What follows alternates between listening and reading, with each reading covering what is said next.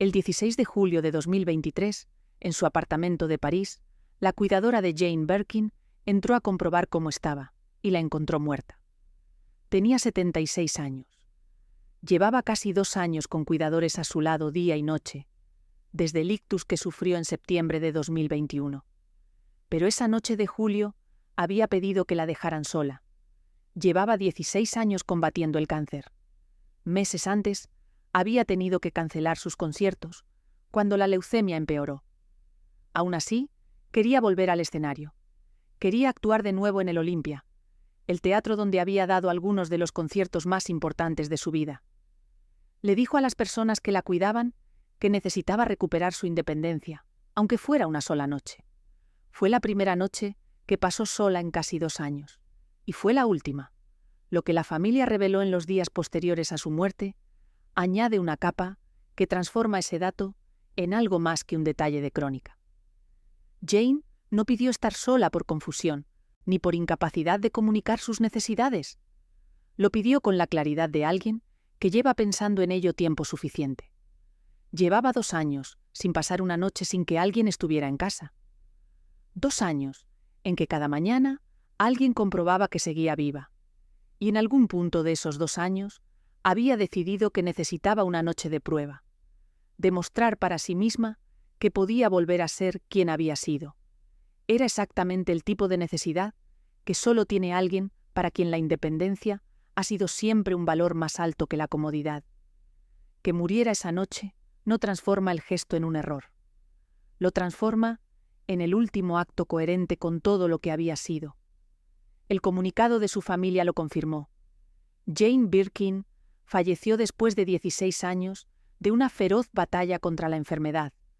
Desde su ictus en septiembre de 2021, su familia y sus maravillosos cuidadores habían estado a su lado día y noche. El presidente de la República Francesa, Emmanuel Macron, escribió esa misma tarde. Porque encarnó la libertad, porque cantó las palabras más bellas de nuestro idioma, Jane Birkin fue un icono francés, una artista completa. Su voz era tan dulce como ardientes eran sus convicciones. Nos lega melodías e imágenes que nunca nos abandonarán. La ministra de Cultura francesa, Rima Abdul-Malak, escribió en el mismo tono. La más francesa de las británicas se ha ido. Jane B. era travesura, elegancia impertinente, el emblema nunca anticuado de toda una era, una voz murmurante que sigue siendo nuestro ídolo. Era el tipo de declaración que los funcionarios de los países saben cómo hacer cuando muere alguien que ha pertenecido al imaginario colectivo durante 5 décadas. Lo notable no es la declaración en sí, sino el hecho de que la hiciera una ministra de Cultura francesa sobre una ciudadana británica. Jane Birkin nunca pidió la ciudadanía francesa. Nunca necesitó pedirla para que Francia la considerara suya. Era británica. Nació en Londres. Pero era el presidente de Francia quien la despedía como icono nacional. Eso, en sí mismo, resume algo sobre la vida de Jane Birkin que cualquier análisis biográfico tardará páginas en articular. Que fue una mujer que llegó a un país extranjero sin hablar el idioma, con una hija recién nacida en brazos, huyendo de un matrimonio infeliz, y se convirtió en la imagen de todo lo que ese país quería creer sobre sí mismo. La espontaneidad, la elegancia sin esfuerzo, la libertad, el amor sin culpa. Pero esa imagen, la de la chica de oro del swinging London que conquistó París, la del bolso que lleva su nombre y vale $100.000, la de la voz que susurraba en el disco más escandaloso del siglo, escondía algo que la prensa rara vez mostró con claridad. Una vida marcada por pérdidas que llegaron demasiado pronto y demasiado seguidas. Un matrimonio que describió como realmente miserable. El hombre del que se enamoró, que murió cuando todavía le necesitaba. Una hija perdida de la manera más oscura posible. Una enfermedad que llevó durante 16 años sin quejarse en público. Y una noche final que eligió pasar sola, porque después de todo lo que había aguantado, lo que más quería era recuperar algo tan simple como dormir sin que nadie la vigilara. Charlotte Gainsbourg, su hija conserje, creció siendo simultáneamente la hija de los dos artistas más provocadores de su generación y la persona que los conocía de más cerca.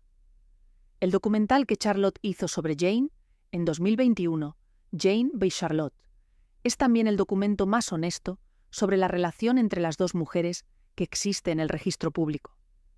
Charlotte dijo en varias entrevistas sobre ese proyecto que necesitaba hacer la película, porque había cosas que no habían podido decirse entre ellas en privado, y que quizás el formato de documental permitía decirlas con la distancia que el cara a cara no permitía. La película ganó el César al mejor documental. Fue una de las últimas apariciones públicas importantes de Jane, que asistió con la compostura de alguien que ya sabe que esas apariciones son contadas. Para entender el final, hay que entender el principio. Y el principio de Jane Birkin es también la historia de una chica que el mundo creyó que tenía todo y que fue aprendiendo, pérdida a pérdida, lo que el mundo no puede darte por mucho que te mire. Al final de este video vas a entender algo sobre Jane Birkin que los documentales sobre el bolso y las fotos en blanco y negro con Gainsbourg no cuentan. Vas a ver de dónde vino realmente, no de la frivolidad del swinging London, sino de una familia con una profundidad que nadie fotografió. Cómo llegó a París sin saber francés, llorando en una prueba de casting, con una hija de meses y un matrimonio roto, y cómo de ese derrumbe salió la historia de amor más famosa de Francia. ¿Qué ocurrió realmente entre Jane y Serge Gainsbourg? No solo el escándalo del disco, sino los 13 años de convivencia, el alcoholismo que lo destruyó, la separación, y la forma en que Jane nunca dejó de quererle, aunque ya no pudiera vivir con él. Vas a entender qué fue el día en que murieron 3 personas importantes de su vida en el plazo de 5 días, en marzo de 1991, Gainsbourg el 2 y su padre el 7, el mismo día del funeral de Serge, y cómo ese golpe triple la definió durante décadas. ¿Qué ocurrió el 11 de diciembre de 2013, cuando su hija mayor Kate cayó desde la ventana de su apartamento en el 16º arrondissement de París y murió a los 46 años? ¿Y cómo Jane Birkin, que ya tenía leucemia y que acababa de perder a una hija, volvió a los escenarios y grabó un disco sobre esa pérdida, porque era la única forma que conocía de hablar de lo que no tiene palabras? La historia de Jane Birkin no es la historia de una musa. Es la historia de una mujer que sobrevivió a su propia leyenda durante décadas, que pagó en soledad un precio que el mundo no vio y que murió como quiso vivir, en sus propios términos, en su casa, sin que nadie la vigilara. Hay un detalle de la historia del bolso Birkin que las crónicas sobre Jane rara vez incluyen con suficiente contexto. Cuando Jane se sentó junto a Jean-Louis Dumas en ese avión de Air France en 1981, estaba viajando de París a Londres con su cesta de mimbre habitual, la que usaba para llevar todo lo que necesitaba porque no había encontrado un bolso de tamaño correcto que le gustara. La cesta se cayó al colocarla en el compartimento superior y el contenido se desparramó por el avión. Jane, recogiendo sus cosas, le explicó a Dumas, que era el presidente de Hermès, que necesitaba un bolso más grande que el Kelly, pero más pequeño que una maleta. Sacó la bolsa de papel del vómito del avión y esbozó la forma que imaginaba. Dumas le dijo que haría ese bolso. El Birkin llegó al mercado en 1984 y se convirtió en el objeto de moda más codiciado del siglo. Jane bromeó que terminaría siendo el primer dato de su obituario. Tenía razón, lo fue. Y aún así, de todas las cosas que Jane Birkin fue en su vida, la inspiración de un bolso es probablemente la que menos la define. Pero para entender eso, hay que empezar donde empezó ella. En Londres, en una familia donde el arte y la excentricidad eran el idioma natural, antes de que el mundo decidiera quién era. Jane Mallory Birkin nació el 14 de diciembre de 1946 en Marylebone, Londres. Su padre, David Birkin, era comandante de la Marina Real Británica y agente de operaciones especiales durante la Segunda Guerra Mundial. Participó en misiones secretas para la resistencia francesa que le valieron la Legión de Honor francesa. Era un hombre con historia real, no decorativa. Su madre, Judy Campbell, era actriz y cantante, musa personal de Noel Coward, el dramaturgo más brillante de su generación. Coward Escribió para Judy Campbell y se sabe que la consideraba una de las intérpretes más dotadas con quienes trabajó. Jane creció por tanto en una casa donde el arte no era un hobby, sino el idioma en el que la familia pensaba. Tenía un hermano mayor, Andrew Birkin, que se convertiría en guionista y director de cine, conocido sobre todo por la adaptación de Peter Pan, y una hermana menor, Linda. Los tres crecieron en Chelsea, con una libertad creativa que su madre alimentó y que su padre, cuando estaba, animaba con el entusiasmo del hombre que ha visto suficiente mundo real, como para saber que el talento no hay que reprimirlo. A los 17 años, Jane consiguió su primer papel en el Teatro del Haymarket de Londres. A los 18, protagonizó la obra musical Passion Flower Hotel en el Palace Theatre de Manchester. Tenía una presencia escénica que las personas que la vieron en esos primeros trabajos describen como imposible de ignorar. No era la actuación técnica de alguien con formación formal, sino algo más, algo difícil de enseñar, la capacidad de hacer que el espectador no pudiera mirar a otro lado. Judy Campbell era también, en los años de la guerra, la intérprete que había popularizado A Nightingale Sang in Berkeley Square, convertida en uno de los estándares más versionados de la música popular inglesa. Era una mujer con talento propio que había abandonado su carrera para casarse y criar a sus hijos, la decisión que las mujeres de su generación tomaban con la normalidad de lo que no tiene alternativa visible. Que hubiera criado a sus hijos en un entorno donde el arte era el idioma cotidiano, definió a Jane de formas que ninguna escuela de interpretación habría podido replicar. El padre, David Birkin, añadía algo igualmente importante: el ejemplo de alguien que había hecho cosas reales en el mundo real, con consecuencias físicas, no artísticas. Sus misiones en la resistencia francesa le habían dado una comprensión del riesgo y del valor que Jane absorbió sin saberlo. El activismo que vendría décadas después tenía ese origen. En 1964 tuvo un papel menor en The Knack and How to Get It de Richard Lester. Durante ese rodaje conoció al compositor John Barry, el hombre que llevaba 3 años escribiendo las bandas sonoras de las películas de James Bond. Barry tenía 31 años. Jane tenía 17. Barry la animó a cantar, la animó a actuar más, y luego se casó con ella en 1965, cuando Jane tenía 19 años. Jane describió ese matrimonio, años después y sin rodeos, como realmente miserable. No elaboró mucho. No era su estilo elaborar sobre el dolor con más palabras de las necesarias. Lo que sí se sabe por los testimonios de personas cercanas es que Barry era un hombre difícil, que la relación fue tensa desde el principio y que el nacimiento de su hija Kate, el 8 de abril de 1967, no mejoró una situación que ya estaba deteriorada. Los dos se separaron ese mismo año, el año del nacimiento de Kate. El divorcio se finalizó en 1968. Que Jane hubiera aguantado 12 años con Gainsbourg es también, si se mira con honestidad, un dato sobre ella tanto como sobre él. No lo aguantó porque no tuviera opciones. Tenía opciones. Lo aguantó porque lo que Gainsbourg le daba era suficientemente real como para que lo que costaba valiera la pena durante el tiempo que valió. Y cuando dejó de valer, lo dejó. Sin drama visible, sin memorias vengativas, sin la clase de conversaciones públicas sobre el alcoholismo y los excesos que habrían sido perfectamente justificadas y que habrían generado más cobertura mediática que cualquier canción que hubieran grabado juntos.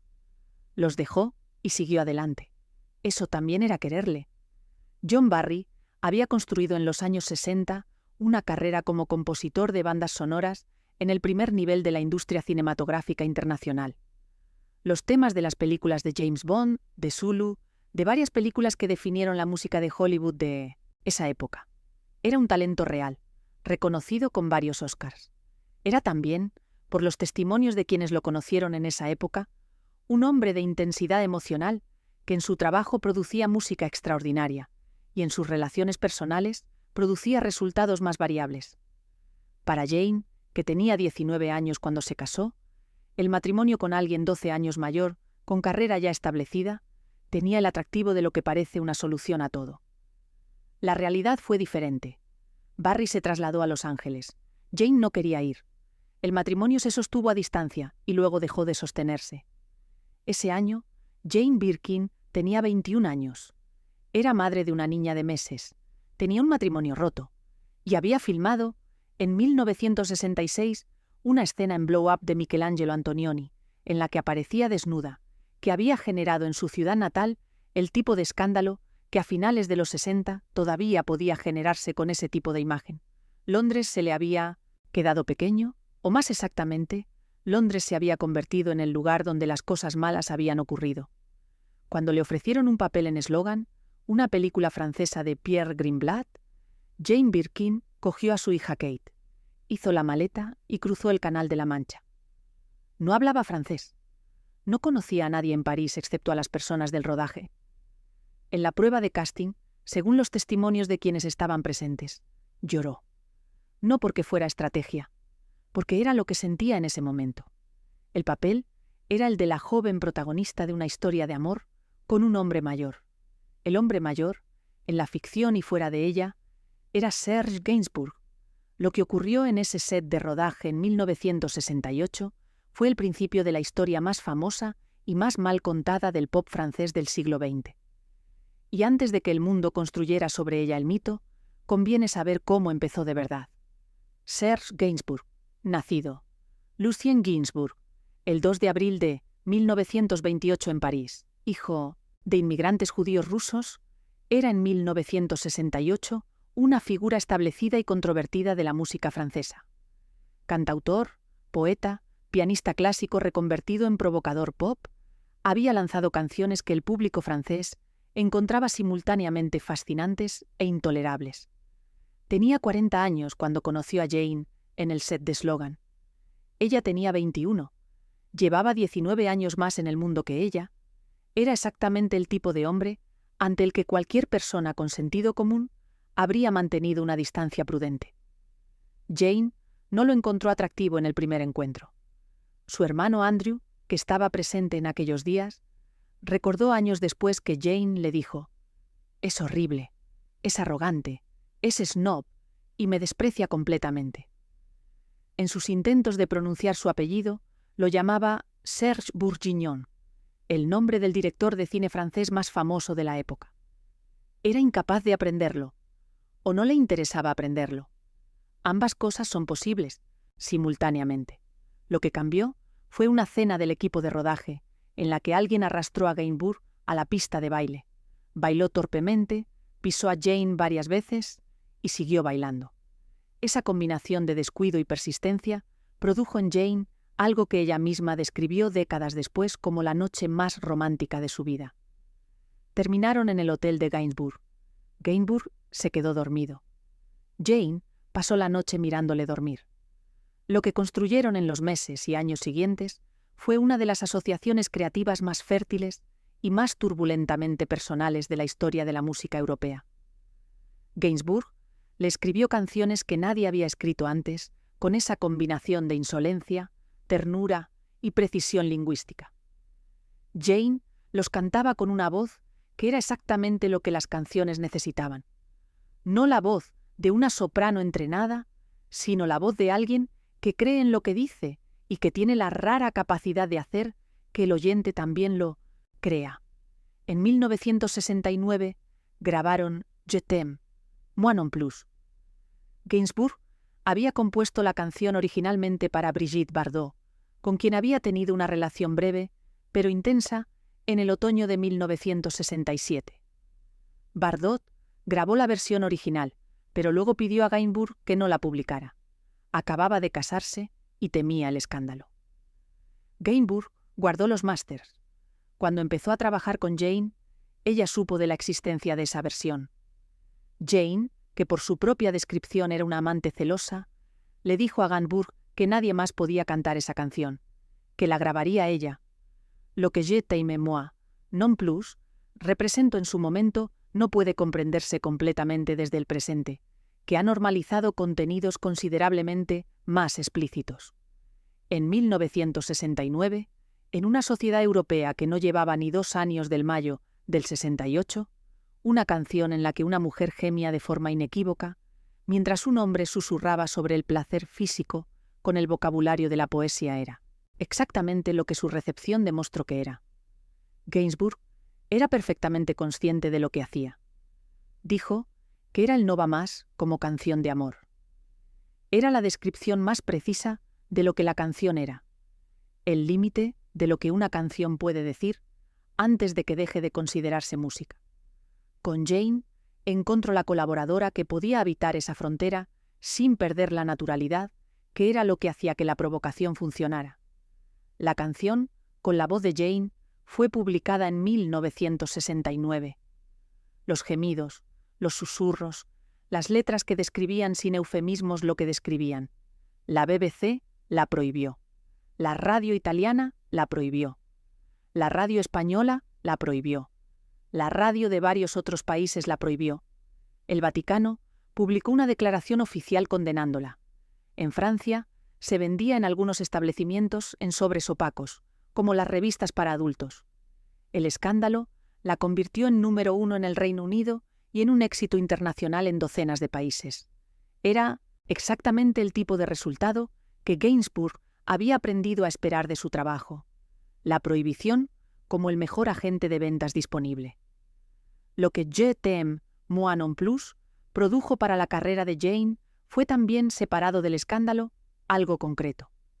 La demostración de que la voz de Jane era un instrumento específico que no tenía equivalente en la música de esa época. No era la voz de una soprano ni de una cantante entrenada. Era la voz de alguien que parecía estar hablando directamente a la persona que escuchaba, sin la distancia que la formación técnica produce entre el intérprete y el oyente. Esa cualidad, que los críticos musicales llaman presencia, fue lo que hizo que las canciones que Gainsbourg escribió para Jane funcionaran de la forma en que funcionaron. Podría haberlas cantado cualquier persona con una voz técnicamente más dotada. No habrían tenido el mismo efecto. Vivieron juntos en la Rue de Verneuil del 5º arrondissement de París durante 13 años. Tuvieron una hija, Charlotte Gainsbourg, nacida el 21 de julio de 1971. Kate, la hija de Jane con John Barry, creció en esa casa con Gainsbourg como figura paterna hasta que tenía 13 años. Gainsbourg, que no era el hombre más fácil del mundo en ningún contexto, fue el único padre que Kate conoció de cerca durante su infancia y su adolescencia. Su padre biológico, John Barry, se había marchado a Los Ángeles y no tenía relación regular con ella. El número 5 bis de la Rue de Verneuil, donde Gainsbourg vivió desde 1969 hasta su muerte en 1991, se convirtió inmediatamente después de su muerte en un lugar de peregrinación. Las paredes exteriores se llenaron de grafitis, de cartas, de fotografías. Seguían ahí décadas después. Gainsbourg no había pedido ese tipo de homenaje, pero tampoco lo habría rechazado. Era coherente con su idea de que el arte no termina cuando el artista muere, sino que sigue circulando en el mundo de formas que el artista no puede controlar ni necesita controlar. En 2023, el mismo año en que murió Jane, Charlotte Gainsbourg abrió al público la casa de su padre como museo. Era el último acto de una familia que había decidido que los espacios donde ocurrieron las cosas importantes merecen ser conservados para quien quiera visitarlos. El alcoholismo de Gainsbourg fue la razón principal de la separación. No el único problema, pero sí el más visible y el más destructivo en la vida cotidiana. Gainsbourg bebía desde la mañana, fumaba 5 paquetes de cigarrillos Gitane sin filtro al día. En 1973 tuvo su primer infarto. Desde la cama del hospital donde se recuperaba, convocó a la prensa y anunció que para reducir el riesgo de un segundo infarto, iba a aumentar su consumo de alcohol y tabaco. Era la clase de declaración que en Gainsbourg no era puro provocación. Era también una descripción honesta de alguien que no tenía intención de cambiar y que prefería que el mundo lo supiera de antemano.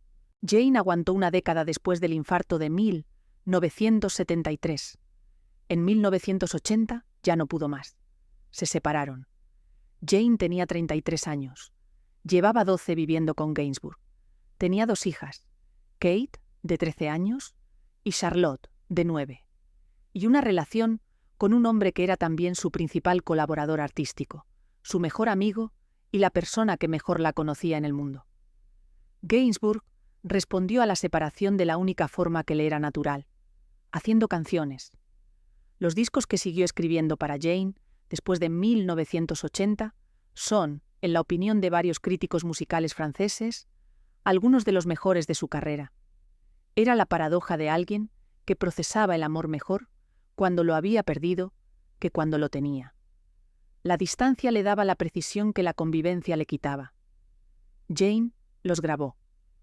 No porque tuviera que hacerlo, porque eran buenas canciones y porque seguía siendo la persona que él tenía en la cabeza cuando las escribía.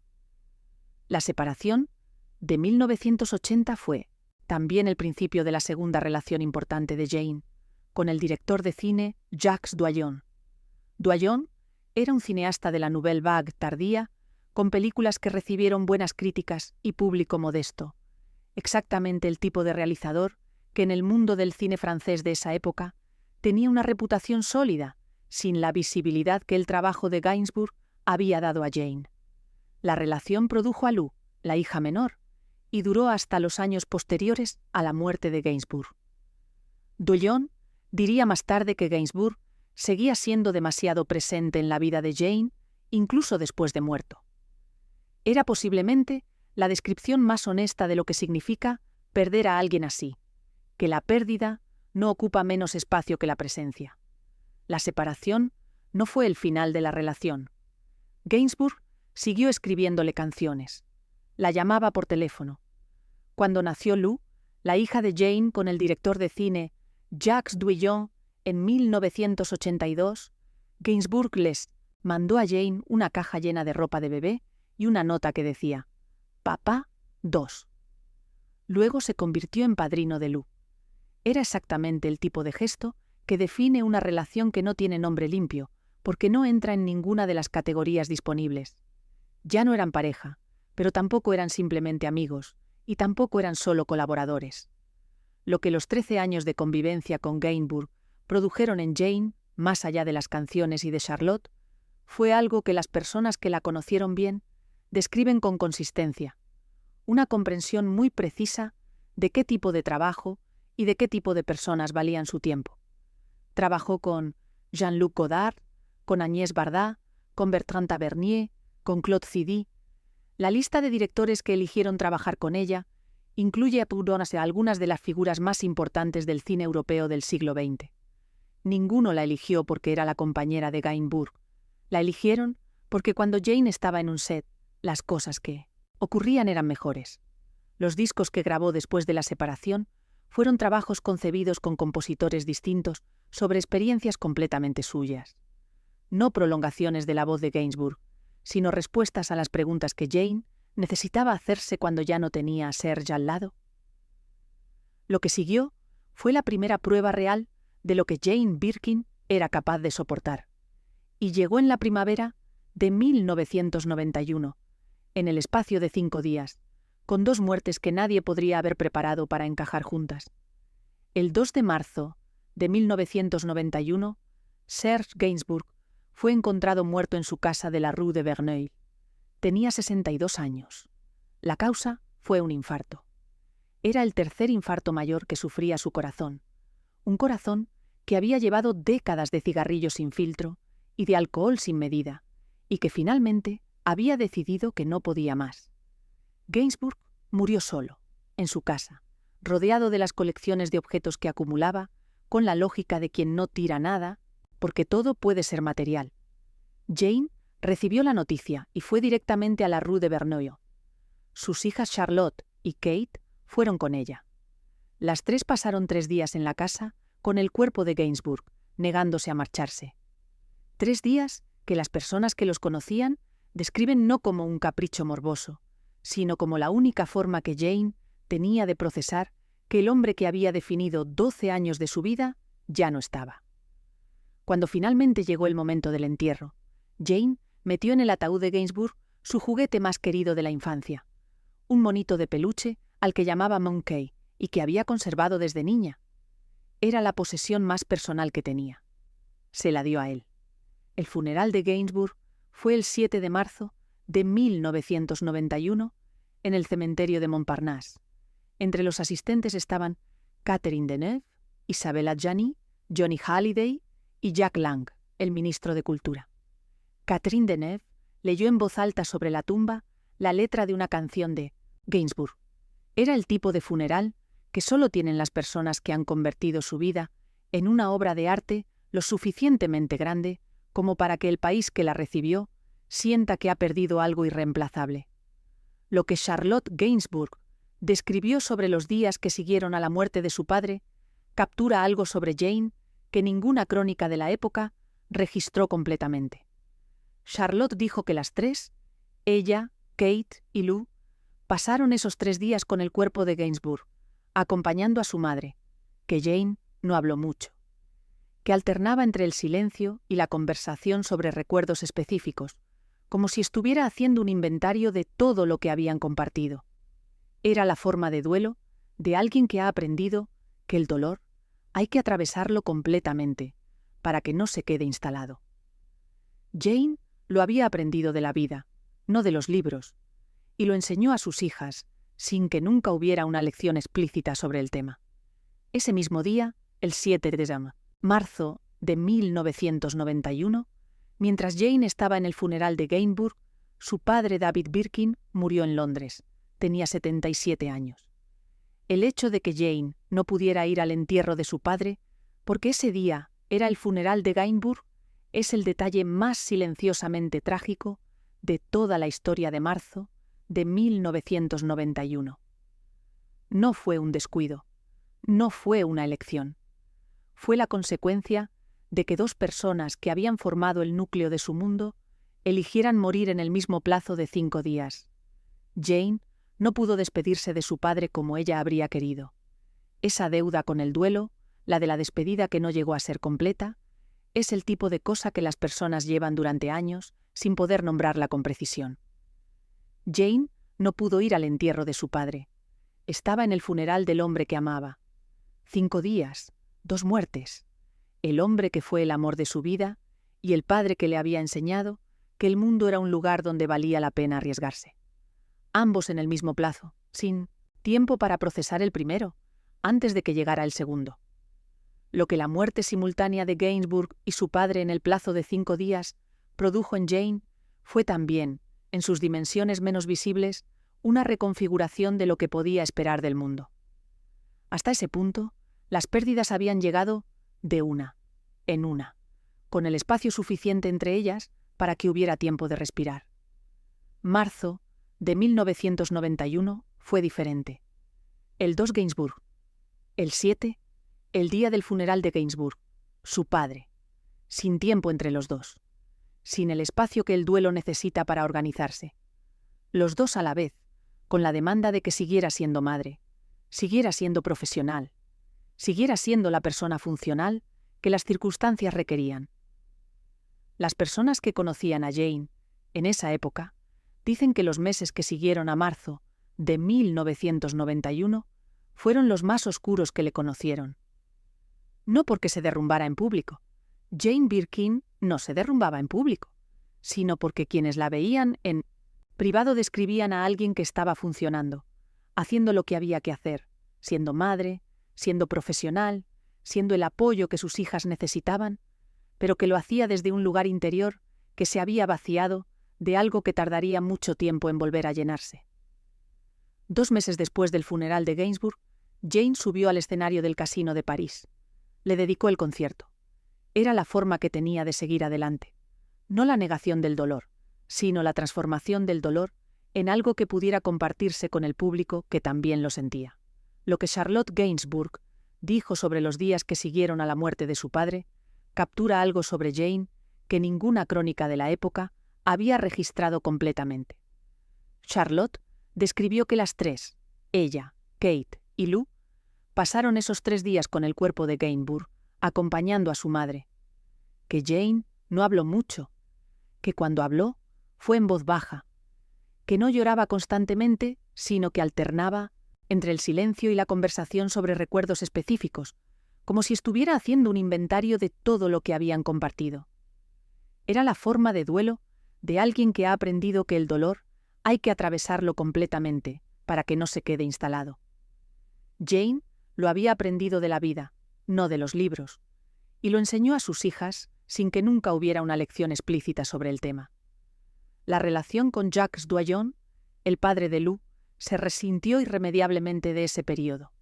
Doillon diría más tarde que Jane nunca pudo soltar completamente a Gainsbourg, incluso después de muerto, y que su presencia póstuma en la vida de Jane era demasiado grande para que hubiera espacio real para otra cosa. Era posiblemente la descripción más honesta disponible de lo que significa perder a alguien así. Que la pérdida no desaparece, sino que cambia de forma y sigue ocupando el mismo espacio que la persona ocupó en vida. Pero el golpe más duro todavía no había llegado, y cuando llegó, en diciembre de 2013, llegó de la forma más oscura e inesperada que Jane podría haber imaginado, porque esta vez fue su hija. Kate Barry nació el 8 de abril de 1967 en Londres. Era la hija de Jane y del compositor John Barry, que se separaron ese mismo año. Kate creció en París, con Jane y con Gainsbourg como figura paterna, hasta que los dos se separaron en 1980, y Kate tenía 13 años. Fue entonces cuando conoció a su padre biológico por primera vez de forma regular. John Barry vivía en Los Ángeles, y la relación que construyeron cuando Kate era adolescente y adulta fue difícil y tardía, marcada por los años de ausencia que no tienen solución retroactiva. Kate estudió diseño de moda en la École de la Chambre Syndicale de la Couture Parisienne antes de descubrir que su verdadera vocación era la fotografía. Comenzó a fotografiar en los años 90 con la cámara Polaroid que Gainsbourg tenía en casa, la misma que de niña le había fascinado ver en manos de su padrastro. Desarrolló un estilo reconocible: retratos íntimos, naturaleza de la luz, composición que sus contemporáneos describían como muy pictórica, más cercanas a la pintura que al fotoreportaje. Trabajó para Vogue, para Elle, para el Sunday Times Magazine. Fotografió a Carla Bruni, a Diane Kruger, a Hedy Slimane, a sus propias hermanas Charlotte y Lou. Kate tenía además un hijo, Roman, nacido en 1987, que tenía 26 años cuando ella murió. Roman creció en el mundo de su madre, rodeado de los mismos nombres que habían rodeado a Kate: la familia Birkin, Charlotte Gainsbourg, Lou Doillon, la red de artistas y fotógrafos que componían el ecosistema de la cultura parisina de esa generación. Que Kate hubiera elegido fotografiar a ese mundo, de capturar desde dentro el entorno que la había producido, era también una forma de procesar una infancia que había sido rica y difícil en las mismas proporciones. La dificultad, en el caso de Kate, tenía un nombre preciso: ser la hija de Jane, en un mundo que miraba a Jane constantemente y que miraba a Kate en función de Jane. Al principio, era más conocida por mi familia, le dijo a Liberation en 2012. Ahora espero ser conocida un poco más por mi propio trabajo. Era el deseo más razonable del mundo, y era también el deseo que toda su vida había encontrado resistencia. Lou Doillon nació en 1982, 2 años después de la separación de Jane y Gainsbourg. El papel que Gainsbourg jugó en la vida de Lou es uno de los datos más reveladores de lo que fue la relación entre los dos después de la ruptura. Gainsbourg se convirtió en el padrino de Lou, mandó la ropa de bebé cuando nació.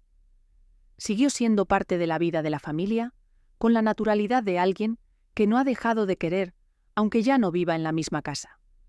Que un hombre, que podía haber desaparecido, con elegancia, de una relación que ya había terminado, eligiera en cambio seguir siendo parte de... La familia dice algo sobre lo que esa relación fue realmente. No una historia de amor que termina. Una familia que tomó formas distintas con el tiempo. Tuvo un hijo en 1987, Roman de Kermadec, cuando tenía 20 años. Roman creció con ella, siendo el centro de una vida que Kate gestionó con la discreción que era su carácter natural. A diferencia de su madre y de sus medias hermanas Charlotte Gainsbourg y Lou Doillon, Kate no buscaba la visibilidad. En 2012 le dijo al periódico Liberation: al principio era más conocida por mi familia, mi madre, mi padrastro, mi padre, mis hermanas. Ahora espero ser conocida un poco más por mi propio trabajo. Y luego añadió que la idea de aparecer en los medios le daban ganas de llorar.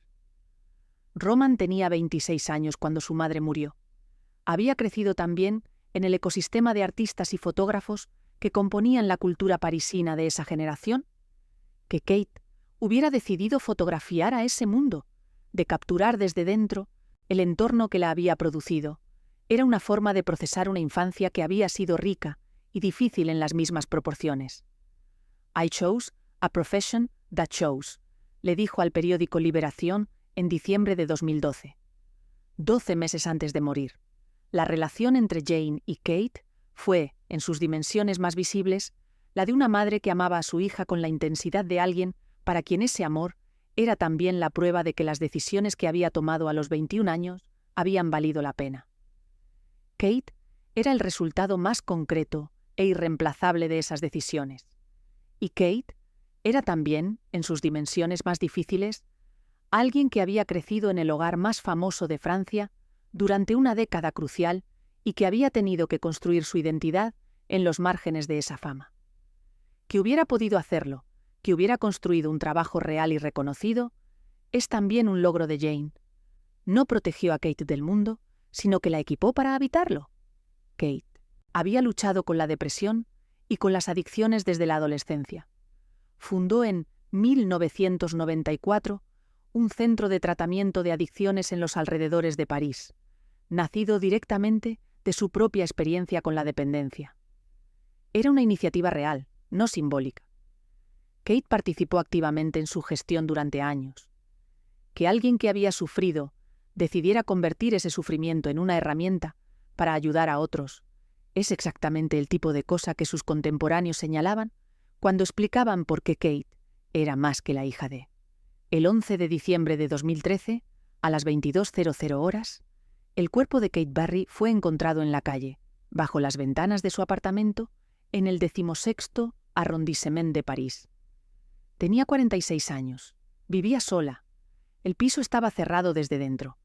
En la mesilla encontraron antidepresivos.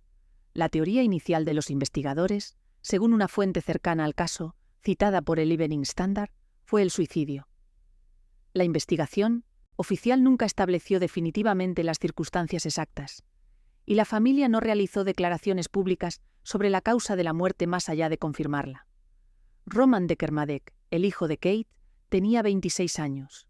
Jane Birkin tenía 67. Llevaba 11 años con el diagnóstico de leucemia y acababa de perder a su hija mayor. Lo que Jane hizo con esa pérdida fue lo que había hecho con todas las pérdidas anteriores. Tardó el tiempo que necesitaba en el silencio que nadie fotografía y luego volvió a trabajar. Pero esta vez el trabajo era diferente. En 2020, con 73 años y con el cáncer haciéndose más presente, publicó su último disco. ¡Oh! ¡Pardon tu dormáis! Era un álbum sobre Kate, sobre la ausencia, sobre lo que significa seguir escuchando la voz de alguien que ya no está en los lugares donde estuvo. El título era una frase que alguien dice a alguien que duerme. Perdona que te haya despertado. Era la imagen de entrar en un cuarto y ver a alguien dormido y retirarse en silencio para no molestarle. Era también, para quien conocía la historia, la imagen de una madre que ya no podía entrar en ningún cuarto y encontrar a su hija dormida. Las críticas del disco fueron unánimemente positivas. Los periodistas musicales que lo reseñaron usaron un lenguaje que rara vez se usa en las reseñas de discos de pop. Hablaron de coraje, de honestidad, de un artista que había decidido hacer de su dolor más privado un documento accesible para cualquiera que necesitara un lenguaje para lo inarticulable. Jane fue nominada al César en 2021 por el documental que Charlotte Gainsbourg hizo sobre ella, Jane v. Charlotte, que fue también la película en la que las dos mujeres hablaron en cámara de lo que nunca habían hablado en privado. Y mientras ese disco circulaba y esa película se estrenaba, Jane estaba también gestionando algo que muy pocas personas fuera de su círculo más cercano conocían en su verdadera dimensión: el ictus de 2021 y los años que siguieron. En septiembre de 2021, Jane Birkin sufrió un ictus. A partir de ese momento, su familia y sus cuidadores estuvieron con ella sin interrupción. La persona que durante décadas había sido el símbolo de la independencia y la espontaneidad del estilo de vida parisino, la que había cruzado el canal sin hablar francés con una bebé en brazos porque necesitaba un comienzo nuevo, la que había dicho siempre lo que pensaba sin consultar a nadie, si era conveniente decirlo, dependía ahora de que alguien estuviera en casa las 24 horas.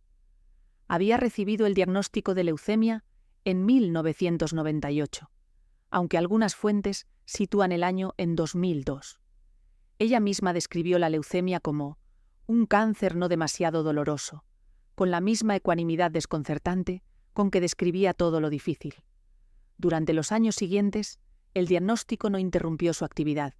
Siguió actuando, grabando, participando en causas que les importaban, siendo portavoz de Amnistía Internacional, hablando sobre los derechos de los migrantes, pronunciándose sobre la extrema derecha francesa, con la claridad de quien ya no tiene nada que perder socialmente, porque hace tiempo que la posición está tomada. En mayo de 2023, 2 meses antes de su muerte, Jane canceló una serie de conciertos. La leucemia había empeorado. Publicó una declaración que decía: «Siempre he sido una gran optimista, y me doy cuenta de que todavía necesito un poco de tiempo para poder estar de nuevo en el escenario y con vosotros». Era la clase de frase que uno escribe cuando quiere ser honesto sobre la dificultad, sin que la dificultad sea lo único que la frase diga.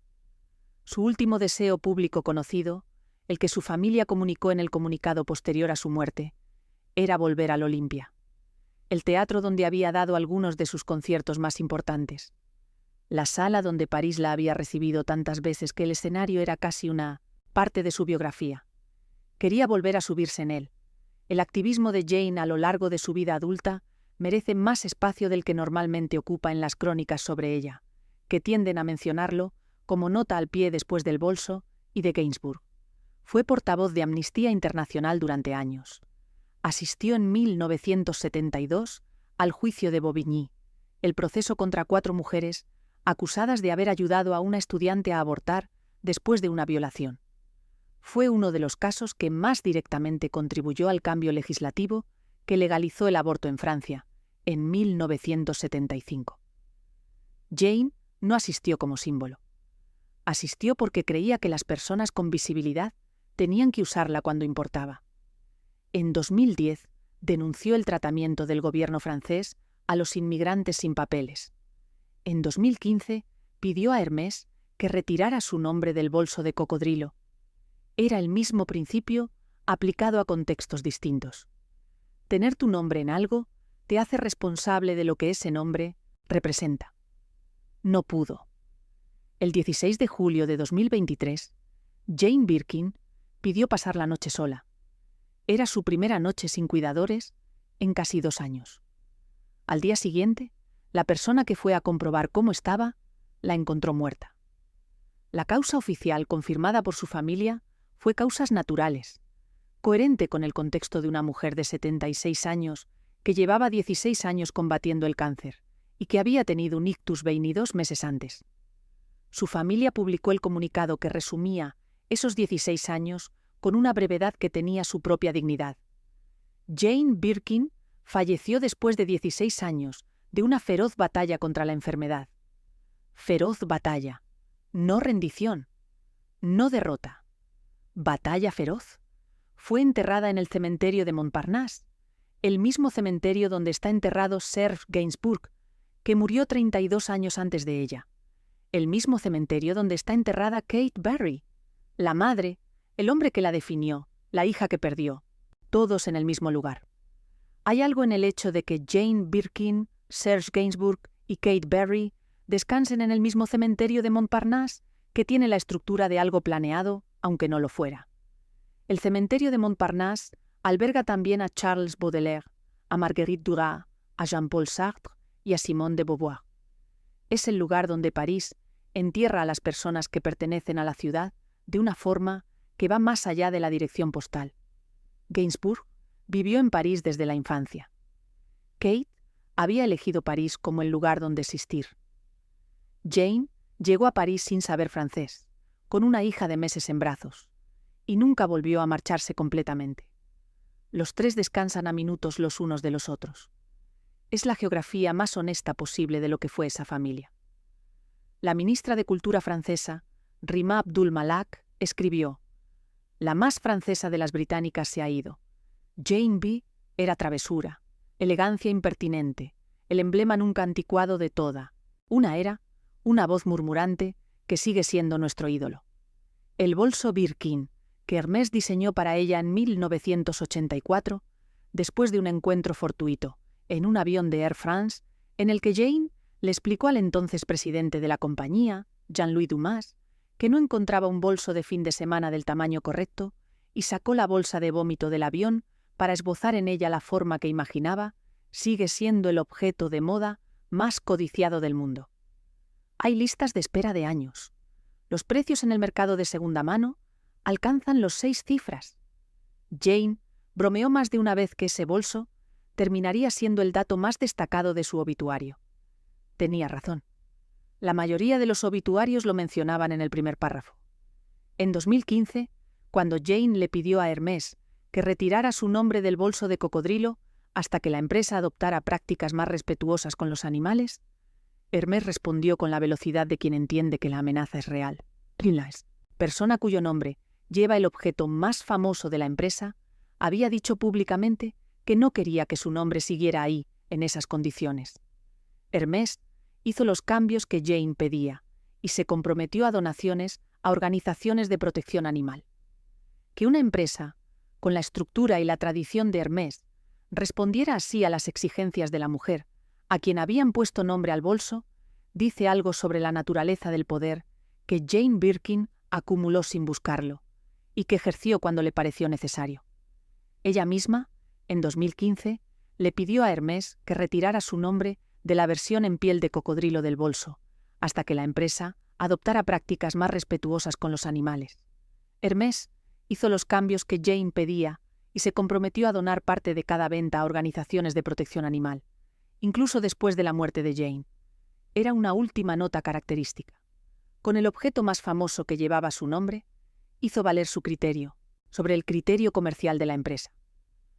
Hay algo que se ve con claridad cuando se mira la vida de Jane Birkin desde el final, que la imagen que el mundo construyó sobre ella y la persona que fue eran dos cosas relacionadas pero no idénticas. La imagen era la chica de oro del swinging London, la musa de Gainsbourg, la inspiración del bolso más caro del mundo, la elegancia sin esfuerzo, la espontaneidad hecha persona. Todo eso era real, pero era la superficie de algo más complejo.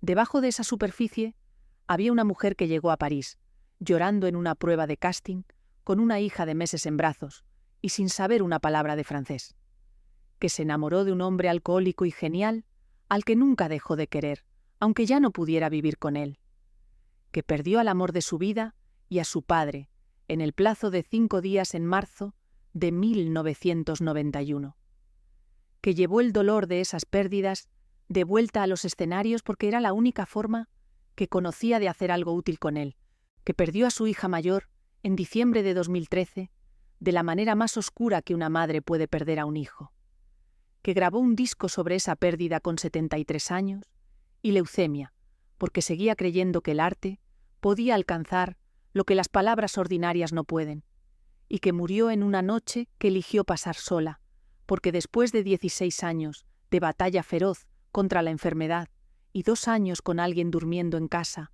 todas las noches, lo que más quería era una noche de independencia, una noche que fuera suya, en sus propios términos.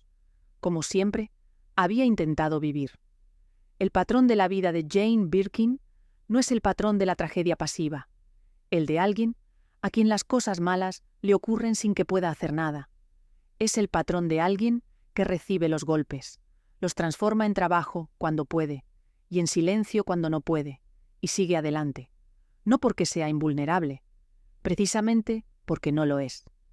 Hay vidas cuyas distintas partes, cuando se miran desde el final, producen la sensación de que todo lo que ocurrió tenía una coherencia interna que no era visible en el momento. La vida de Jane Birkin es una de esas. No porque haya un plan oculto que la explique, sino porque la persona que fue al principio y la persona que fue al final son reconociblemente la misma disposición a cruzar el canal sin saber francés con una bebé en brazos, porque era lo que había que hacer. la misma disposición a grabar un disco sobre la muerte de su hija, porque era la única forma disponible de no dejar que esa muerte se lo tragara todo. La misma disposición a pedir una noche sola, después de 2 años de vigilancia, porque eso era lo que su carácter requería, aunque el cuerpo no pudiera sostenerlo. Lo que Jane Birkin fue durante 76 años es una de las respuestas más honestas que el siglo XX produjo a la pregunta de cómo se vive cuando las cosas van mal. No con elegancia decorativa, con la elegancia que produce alguien que ha decidido que seguir vale la pena aunque cueste. Charlotte Gainsbourg, su hija conserje, hizo en 2021 el documental Jane by Charlotte, en el que las dos mujeres hablan en cámara de lo que nunca habían podido hablar en privado. La ausencia, el dolor de Kate, la enfermedad, lo que une a una madre y una hija cuando las dos tienen bastante con lo suyo. Jane, en ese documental, dice algo sobre la muerte de Kate, que es la frase más honesta de toda su vida pública. No puedo hablar de ello todavía. Y luego sigue hablando, no sobre Kate directamente, sino sobre lo que significa seguir viviendo cuando hay algo de lo que no puedes hablar todavía. El disco que Jane publicó en 2020 sobre Kate tuvo también una dimensión que sus críticos mencionaron sin desarrollar. Era un disco que Jane grabó con 73 años, con leucemia, con el cuerpo que tenía disponible. Que lo hubiera grabado sobre el tema más doloroso de su vida requería una combinación de valentía y de falta de alternativas. La valentía de alguien que ha decidido que si vas a hablar de eso, va a hacerlo con toda la honestidad disponible. Y la falta de alternativas de alguien que ya no tiene otra forma de procesar lo que no tiene palabras ordinarias. Ludo y John, la hija menor, dijo en una entrevista después de la muerte de Jane: «Ella nos enseñó a ser libres». Era un elogio enorme envuelto en pocas palabras. Ser libre, en el mundo en que vivía Jane Birkin, significaba ser la inglesa que conquistó París siendo ella misma. La amante que dejó al hombre que amaba cuando ya no podía estar con él, pero que no dejó de quererle. La activista que dijo lo que pensaba cuando la mayoría prefería callarse. La madre que perdió a una hija y hizo un disco sobre esa pérdida, porque era la única forma que tenía de no dejar que la pérdida se lo tragara todo. Serge Gainsbourg, según el hermano de Jane, Andrew Birkin, fue el gran amor de su vida, y cuando murió, Jane enterró con él el juguete que había conservado desde la infancia. Era lo más personal que tenía. Se lo dio. Que después de eso siguiera viviendo 32 años más, que siguiera actuando, grabando, protestando, criando a sus hijas, aguantando la enfermedad y el ictus y la pérdida de Kate, que siguiera queriendo volver al Olympia la semana antes de morir, es la descripción más precisa de lo que fue Jane Birkin. Alguien que daba lo mejor que tenía, incluso cuando ya no le quedaba mucho, y que cuando ya no quedaba nada, eligió por última vez sus propios términos. La chica de oro del swinging London murió en su casa de París, en su primera noche sola en 2 años, a los 76 años. Era exactamente como habría querido. Si este video te ha parecido interesante, suscríbete al canal para no perderte más historias como esta.